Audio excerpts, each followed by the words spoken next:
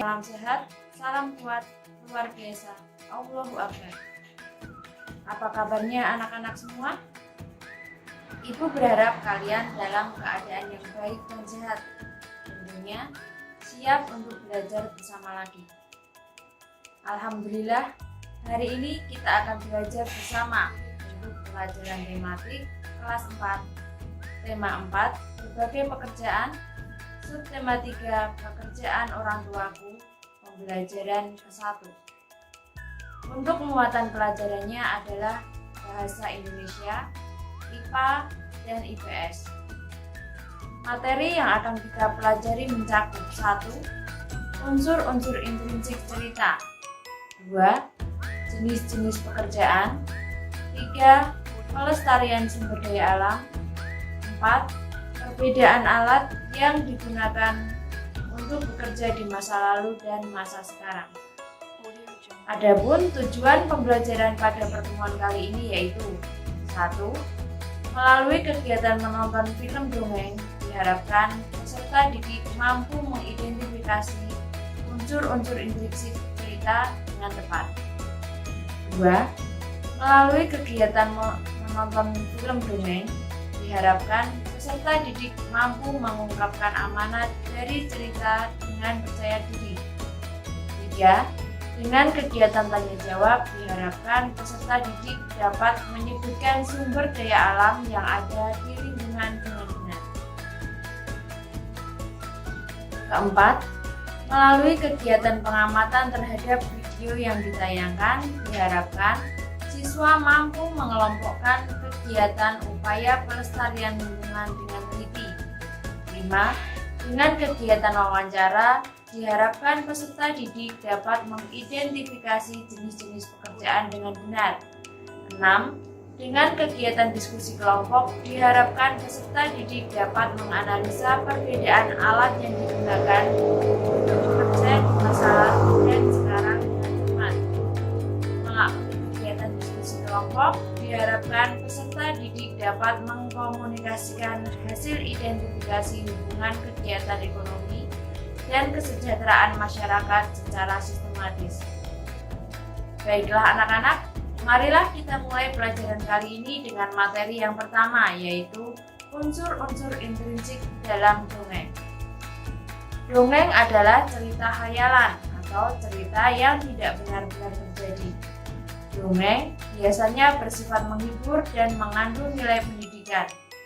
Dalam dongeng akan terkandung unsur-unsur di dalamnya. Unsur-unsur dongeng sendiri secara umum terbagi dua, yaitu unsur intrinsik dan unsur ekstrinsik. Nah, kali ini kita akan mempelajari unsur-unsur intrinsik dalam dongeng. Apa itu unsur intrinsik? Adakah yang tahu? Ya, unsur intrinsik adalah unsur yang melekat langsung pada isi cerita itu. Bagaimana cerpen?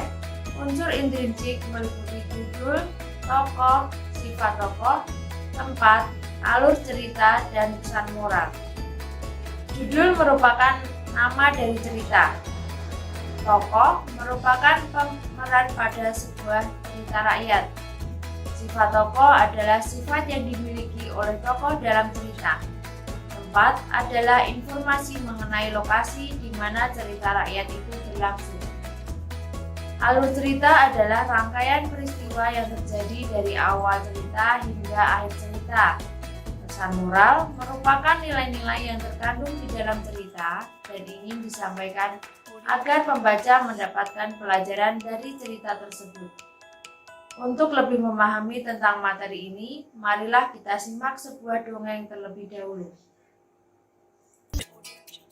Setelah menyimak dongeng tentang petani cerdas, marilah kita temukan unsur-unsur intrinsik dari cerita tersebut.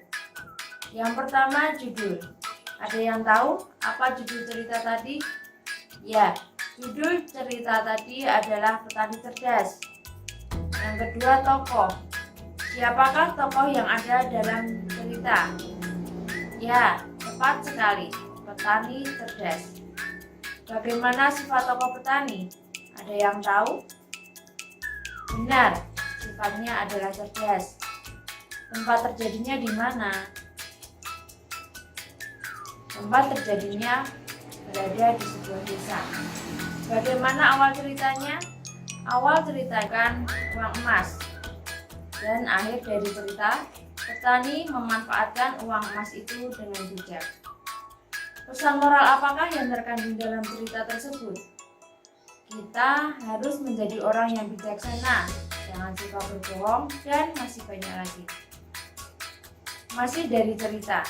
Dalam cerita tersebut tentunya kita dapat mengenal beberapa macam pekerjaan. Ada yang tahu pekerjaan apa saja? Pekerjaan adalah usaha mendapatkan penghasilan untuk memenuhi kebutuhan hidup. Ada dua jenis pekerjaan, yaitu pekerjaan yang menghasilkan barang dan pekerjaan yang menghasilkan jasa. Pekerjaan yang menghasilkan barang yaitu pekerjaan yang kegiatannya membuat barang.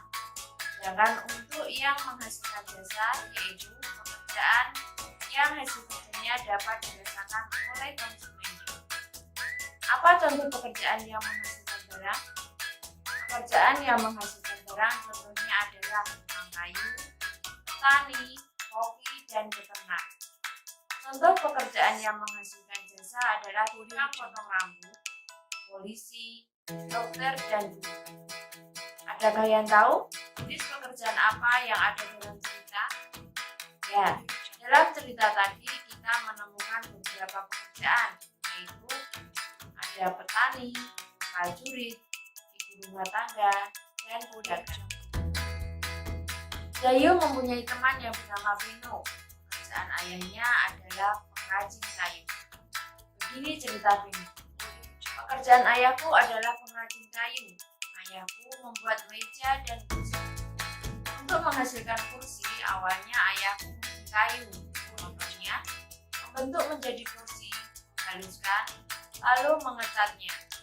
Waktu yang dihabiskan untuk membuat kursi kurang lebih 1 minggu. Ayahku menjual meja dan kursi yang dibuat ke toko mebel. Dari toko mebel itulah orang-orang bisa membeli meja dan kursi buatan ayahku. Nah, gambar di samping merupakan proses pengolahan kayu menjadi meja dan kursi. Proses penebangan pohon orang zaman dulu dan sekarang berbeda. Seiring perkembangan zaman, alat yang digunakan pun semakin canggih. Perhatikan contoh gambar berikut ini. Orang zaman dahulu memotong pohon hanya menggunakan kapak. Dengan alat tersebut pastinya membutuhkan waktu yang lama untuk memotong satu pohon. Berbeda dengan sekarang, orang memotong pohon dengan bantuan gergaji mesin. Dengan alat itu tentunya sangat membantu karena dalam waktu yang singkat dapat menebang beberapa batang pohon. Nah, demikian pembelajaran pada hari ini.